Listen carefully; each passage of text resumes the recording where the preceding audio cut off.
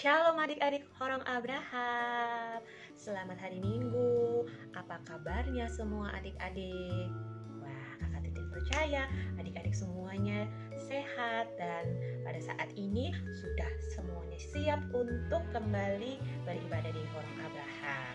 Ya, sebelum kita memulai ibadah hari ini, kakak Titin mau ajak adik-adik untuk boleh menyiapkan hatinya, pikirannya dan sikap yang paling baik. Kita mau sama-sama berdoa dulu ya. Kita serahkan ibadah kita pada hari ini. Mari kita satu di dalam doa, lipat tangannya, tutup matanya.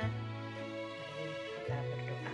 Bapa yang baik, Bapa yang berkata di dalam kerajaan sorga, sungguh bersyukur kalau kami boleh bangun dari tidur kami pagi ini. Dan terima kasih untuk hari yang boleh Tuhan percayakan kembali untuk masing-masing kami, anak-anak, adik-adik Horong Abraham. Tuhan yang penuh kasih, saat ini kami mau memulai ibadah kami, pimpin kami sehingga kami mau duduk dengan sungguh-sungguh, mau bersuka cita memuji nama-Mu.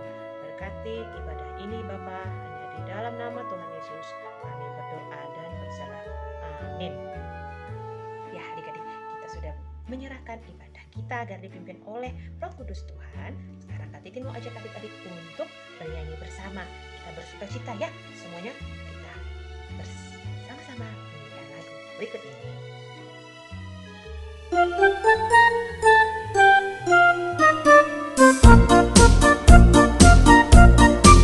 I've got the joy, joy, joy, joy down in my heart. Where? Down in my heart. Down in my heart. I've got the joy, joy, joy, joy down in my heart. Where? Down in my heart to stay. And I'm so happy, so very happy. I've got the love of Jesus in my heart. And I'm so happy, so very happy. I've got the love of Jesus in my heart. I've got the peace that passes understanding down in my heart. Where? Down in my heart. Down in my heart. I've got the peace that passes understanding down in my heart. Where? Down in my heart to stay. And I'm so happy, so very happy. I've got the love of Jesus in my heart. And I'm so happy, so very happy. I've got the love of Jesus in my heart.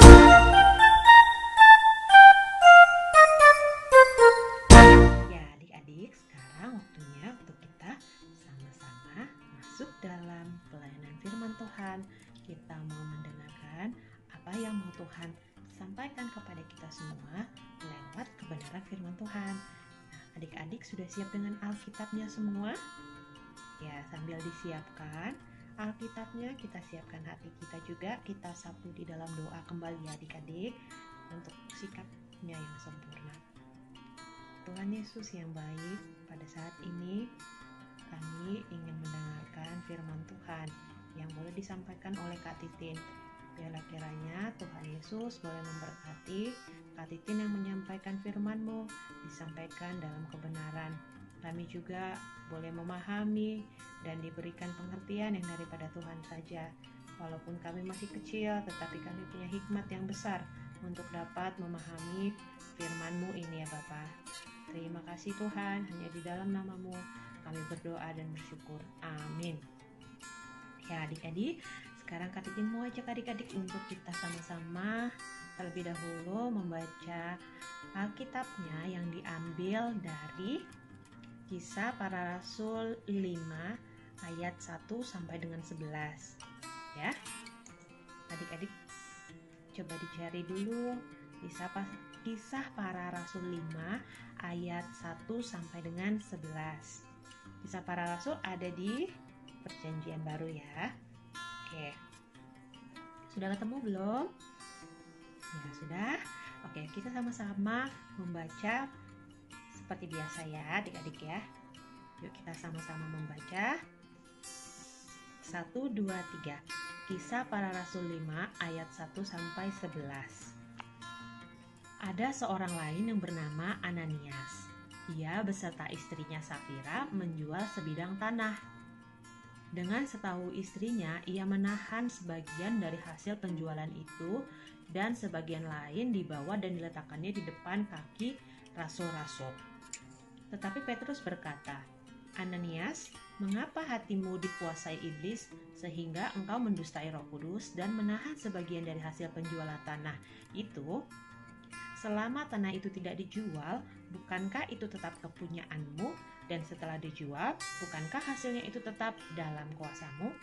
Mengapa engkau merencanakan perbuatan itu dalam hatimu?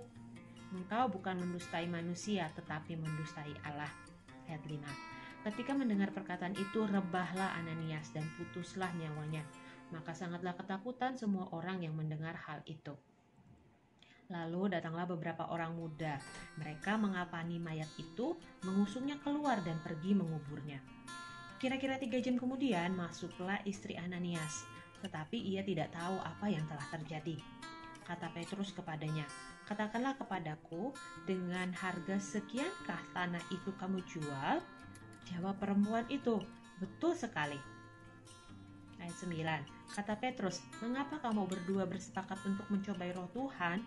Lihatlah, orang-orang yang baru mengubur suamimu berdiri di depan pintu, dan mereka akan mengusung engkau juga keluar." Ayat 10. Lalu rebahlah perempuan itu seketika itu juga di depan kaki Petrus, dan putuslah nyawanya. Ketika orang-orang muda itu masuk, mereka mendapati dia sudah mati. Lalu mereka mengusungnya keluar dan menguburnya di samping suaminya.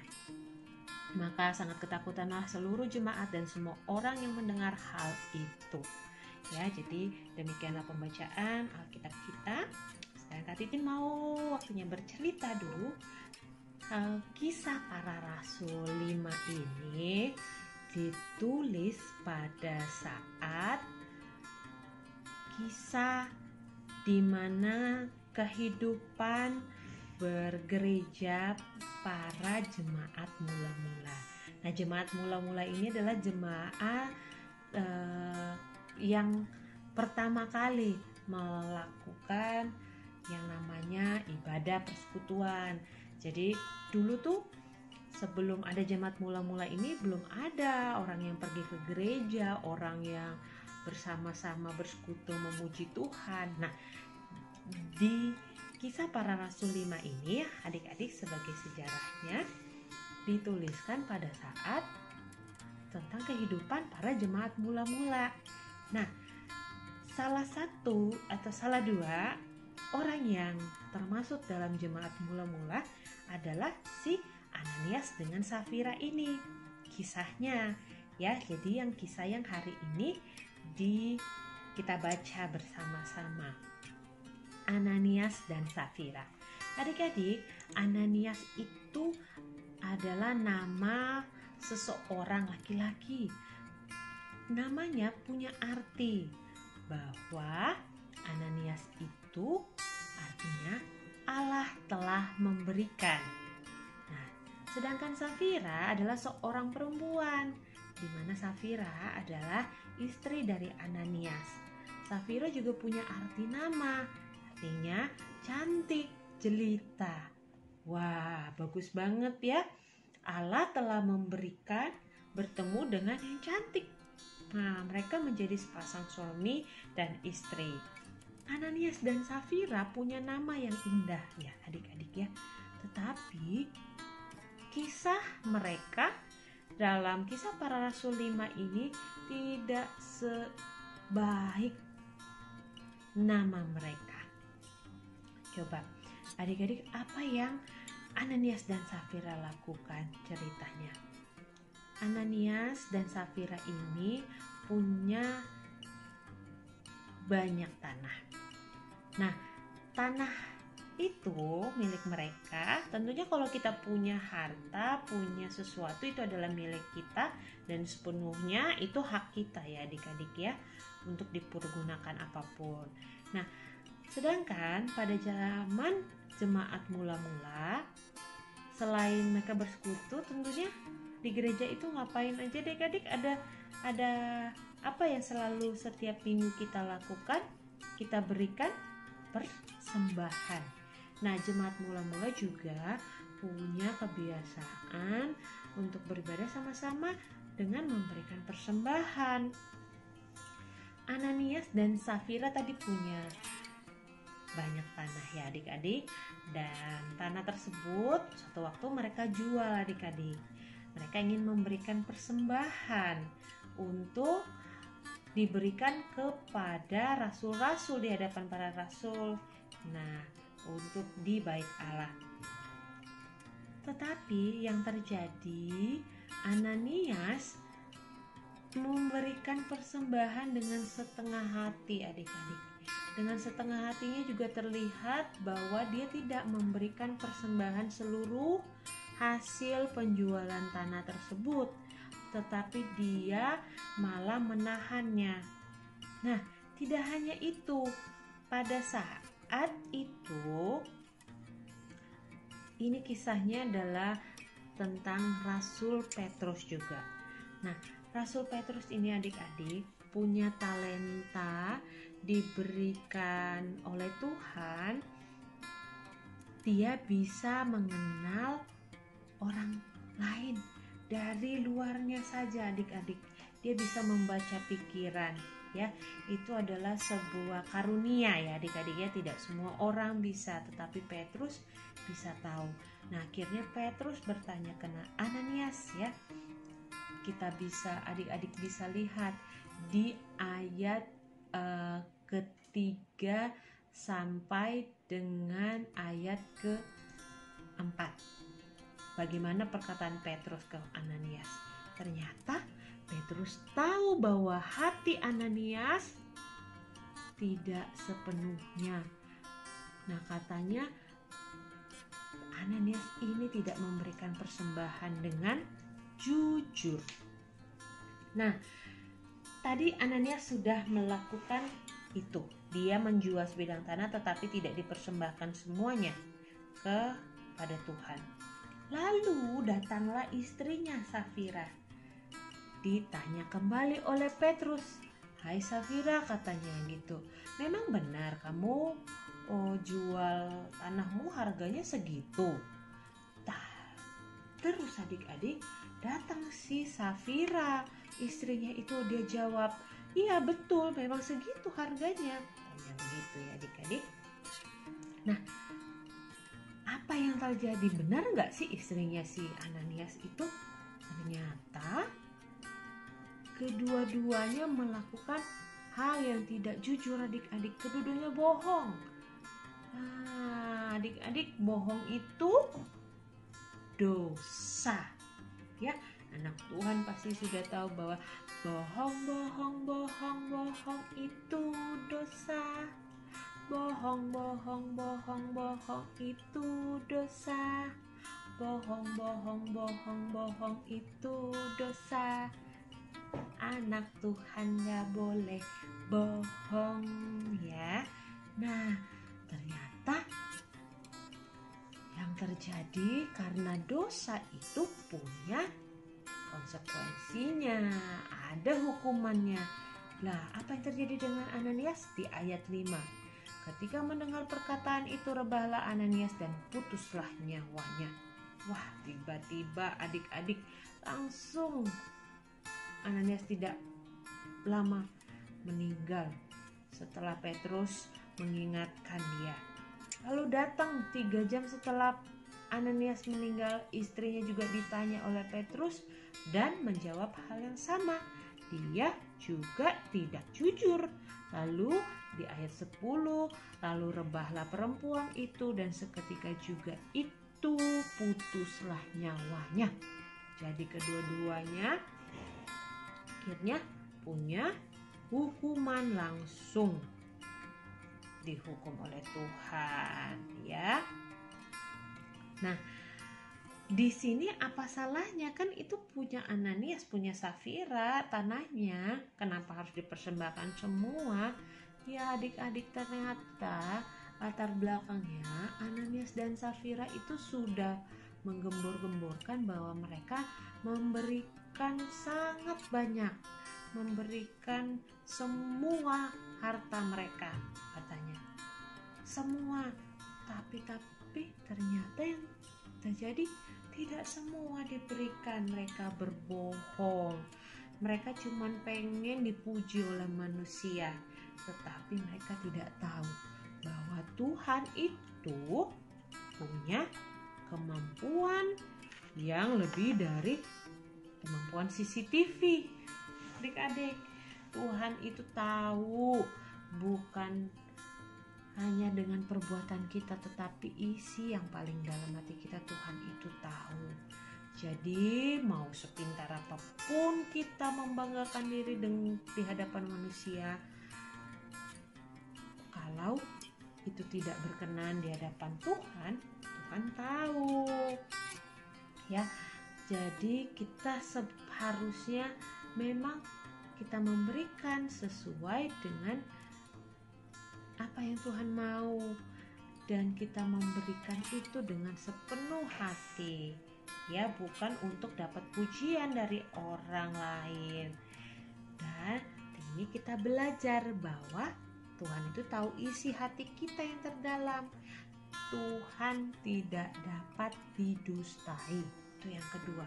Gak bisa dibohongin Tuhan itu. Orang melebihi CCTV, ya. Jadi kita itu tidak bisa bersembunyi dari Tuhan. Dia bisa melihat perbuatan kita. Nah, oleh karena itu adik-adik, seperti nyanyi tadi bahwa anak Tuhan tidak boleh berbohong karena itu adalah dusta dan mendapatkan hukuman. Maka marilah kita semuanya sebagai anak yang dikasihi oleh Tuhan Yesus, kita mau meninggalkan ketidakjujuran kita. Yang paling dekat dengan kita adalah jujur terhadap papa mama, jujur terhadap saudara kita yang satu rumah, ya adik-adik. Kalau kita mungkin pernah berbuat salah, berbohong, Tuhan Yesus pasti kasih kita kesempatan untuk boleh berubah dulu, asalkan kita mau bersungguh-sungguh, ya, supaya kita tidak kena murka hukuman Tuhan. Oke. Ya adik-adik, karena Tuhan itu sangat senang dengan anak-anak yang jujur, anak-anak yang mau memberikan persembahan dengan sepenuh hati, ya. Oke, demikian firman Tuhan pada hari ini. Semuanya kita mari tutup firman ini di dalam doa. Bapa di dalam sorga, kami bersyukur kalau kami boleh mendengarkan firman-Mu. Ampuni kami Tuhan ketika kami pernah menjadi orang yang tidak jujur. Kami mungkin pernah berbohong kepada papa dan mama, pernah berbohong kepada adik kami, kakak kami, berbohong kepada teman-teman kami, kepada siapapun Tuhan. Kami tidak sadar bahwa Tuhan dapat melihat kami. Tuhan, ampuni kami. Biarlah kami belajar terus bersungguh-sungguh memberikan hidup kami dengan penuh kejujuran. Terima kasih untuk firman yang boleh Tuhan sampaikan pada saat ini. Di dalam nama Tuhan Yesus kami berdoa dan bersyukur. Amin. Ya adik-adik, sekarang waktunya kita untuk aktivitas sorong Abraham.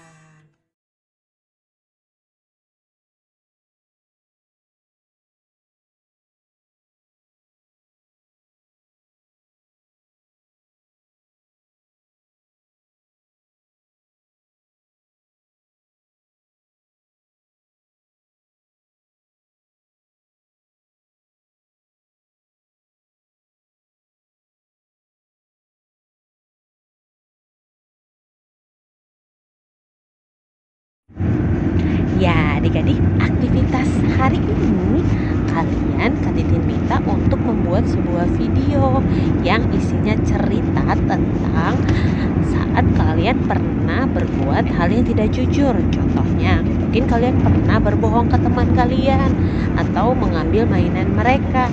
atau cerita lainnya.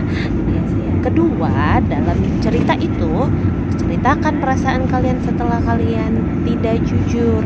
Dan terakhir, kalian katakan apa yang seharusnya kalian lakukan ya ketika kalian tidak jujur dan apa yang bisa kalian pelajari. Oke? Bantuan Papa dan Mama untuk menyerahkannya kepada sintua sektor masing-masing atau ketika Papa dan Mama datang ke gereja ya adik-adik. Jadi banyak cara, yang penting adalah hatinya mau memberikan persembahan yang terbaik agar dapat dipergunakan untuk pelayanan Tuhan ya di dunia ini. Nah adik-adik, mari sambil kita mengumpulkan persembahan, kita bernyanyi lagu berikut ini.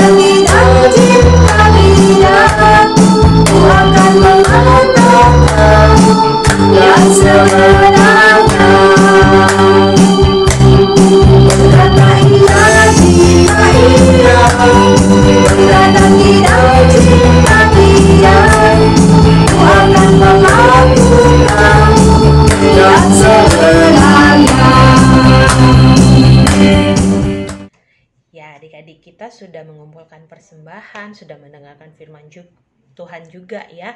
Dan artinya ini kita sudah mau selesai ibadah kita, tetapi sebelumnya kita tutup bersama-sama dengan doa penutup. Lalu kita berdoa Bapa kami dan Bapa terima kasih. Oke adik-adik, yuk mari kita tutup ibadah kita berdoa bersama.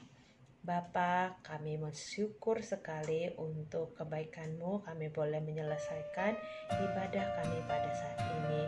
Kiranya Tuhan boleh memberkati kami, langkah kaki kami satu minggu ke depan, baik kami yang sedang dalam pelajaran ataupun kami memiliki ujian Tuhan. Biarlah Tuhan berkati sekolah kami. Tuhan boleh memberkati kami agar kami boleh tumbuh menjadi anak-anak yang jujur, anak yang takut akan Tuhan. Terima kasih Bapa, hanya di dalam nama-Mu kami berdoa dan bersyukur. Bapa kami di dalam surga, dikuduskanlah nama-Mu, datanglah kerajaan-Mu, jadilah kehendak-Mu di bumi seperti di dalam surga. Berikanlah kami pada hari ini makanan kami yang secukupnya, dan ampunilah kami akan kesalahan kami, seperti kami juga mengampuni orang yang bersalah pada kami. Dan jangan bawa kami ke dalam pencobaan, tetapi lepaskanlah kami daripada yang jahat, karena Engkau yang punya kerajaan dan kuasa dan kemuliaan sampai selama-lamanya. Amin. Bapa, terima kasih. Bapa, terima kasih. Bapa di dalam surga, ku berterima kasih. Amin. Ya, ibadah kita sudah selesai adik-adik semuanya. Selamat kembali ke dalam kehidupan masing-masing. Selamat menjadi anak yang jujur dan takut akan Tuhan. Selamat hari Minggu. Tuhan Yesus memberkati adik-adik. Shalom.